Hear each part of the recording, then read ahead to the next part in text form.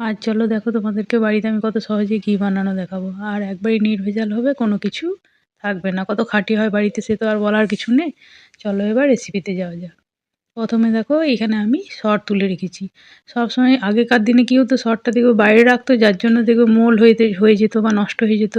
এখন আর ওইরকম কোনো কিছু করার দরকার নেই। ডিপ ফ্রিজের মধ্যে যদি ডেইলি তোমরা দুধটাকে হালকা আঁচে ফুটিয়ে নাও, সেই সরটা যদি তুলে রাখো তাহলেও সপ্তাহখানেক বা ১.৫ সপ্তাহের ভেতরেই এতটা সর হয়েই যাবে, বা ১৫ দিনের বা ১ মাসের মধ্যে হয়ে যাবে। আর ডিপ ফ্রিজে রাখলে সরটা নষ্ট হবে না। প্রতিদিন যদি একটু একটু করে জড়ো করো তাহলে অনেকটা হয়ে যাবে। আর যাদের বাড়িতে গরু টরু আছে তাদের তো কোনো অসুবিধাই নেই। তবে আমি এখানে গরুর দুধের কিন্তু সর তুলে রেখেছি। দেখো কতটা হয়েছে। এবার হালকা আঁচের মধ্যে ফুটতেই থাকবে।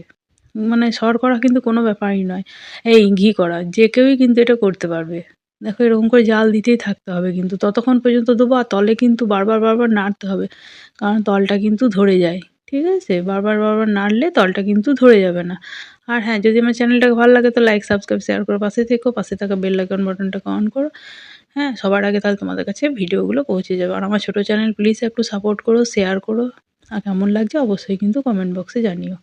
দেখো কথা বলতে বলতে কতটা ফুটে গিয়েছে। ফুটে দেখো কতটা ঘনত্ব হয়ে এসছে। কিন্তু এরকম অবস্থায় কিন্তু ঘি হবে না। দেখো এবার কিন্তু আস্তে আস্তে আস্তে আস্তে দেখো ধারগুলোতে বুঝতে পারছো যে ঘি দাঁড়াচ্ছে কিন্তু। এরকম করে মারতেই থাকতে হবে ততক্ষণ পর্যন্ত যতক্ষণ পর্যন্ত না ঘিটা হচ্ছে। আর সমানে কিন্তু নাড়তে হবে, নাহলে কিন্তু তলে ধরে গেলে কিন্তু অসুবিধা হয়ে যাবে।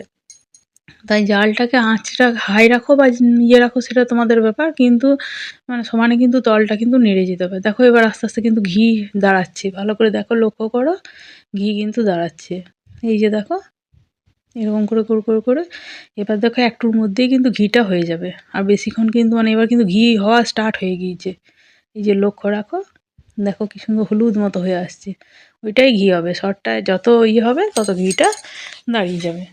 এই যে দেখো এরকম করে বারবার বারবার চারিধারটা কিন্তু একটু ঘেঁটে দিতে হবে, কারণ যদি তোমরা না নাড়াচাড়া করো তলটা তাহলে কিন্তু পুড়ে যাওয়ার চান্স থাকবে।